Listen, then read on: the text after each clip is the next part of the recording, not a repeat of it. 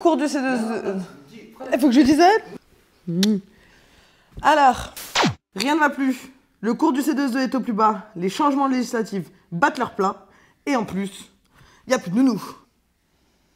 C'est catastrophique, mais c'est les changements de période. Et on en parle aujourd'hui dans Qualité. Exfiltrer le bébé, exfiltrer le bébé. Alors, dans les C2E, une période, c'est un instant donné. Par exemple, pour la période 5, qui commence en 2022, elle se terminera en 2025. Durant cette période-là, on redéfinit l'ensemble des règles du jeu. On redéfinit le rôle des uns et des autres, les obligations des uns et des autres, les fiches d'opérations standardisées qui sont valides ou pas, ainsi que leurs conditions. Par exemple, dans le cas des obligés, leurs obligations sont réévaluées proportionnellement à ce qui a été vendu pendant l'année. Cette année, sur la période 5, il faut savoir que tous les fournisseurs de gaz ont eu beaucoup plus d'obligations que les années précédentes. Concernant les délégataires, il faut savoir que tous les délégataires doivent redéposer leur dossier auprès du pôle national des certificats d'économie d'énergie pour être de nouveau qualifiés en tant que délégataires.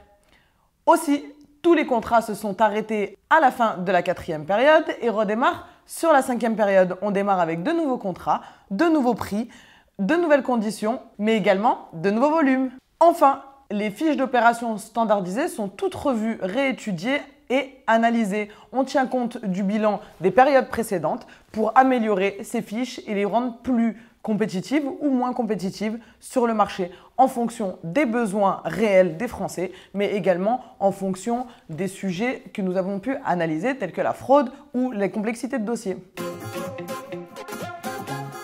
Eh bien, ça joue énormément sur le cours du C2E. Ce qu'il faut savoir, c'est que le cours du C2E est un marché boursier. Et un marché boursier est très largement influencé par les changements législatifs, mais également par les changements d'obligations. En effet, lorsqu'on augmente les obligations pour certains obligés, on augmente la demande sur le marché.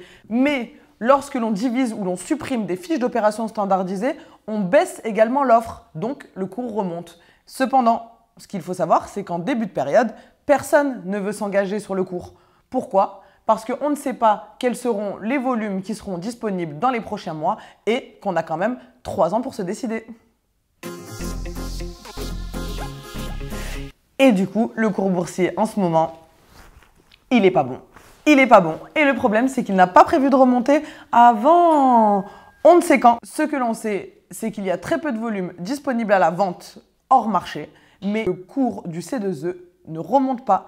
Et si le cours du C2E ne remonte pas, amis mandataires, amis délégataires, ça va être compliqué pour nous. Tout comme la Covid, une 5e vague arrive. Mais la différence dans les C2E, c'est qu'on sait à peu près à quelle sauce on va être mangé. En résumé, pour la 5e période, très peu de changements proportionnellement à la fin de la période, notamment sur les fiches d'opération standardisées. Certainement quelques fiches comme la barre EN102 et éventuellement le calorifugage qui risquent de chuter un petit peu, mais surtout beaucoup de contrôle. C'est terminé pour aujourd'hui. C'était un sujet qualité sur les périodes. Et en parlant de période, je vous souhaite à tous une très belle fin de période numéro 4 et surtout une magnifique période numéro 5. Manu, si tu as l'argent, tu as le pouvoir. Et si tu as le pouvoir, tu réussis toutes les périodes.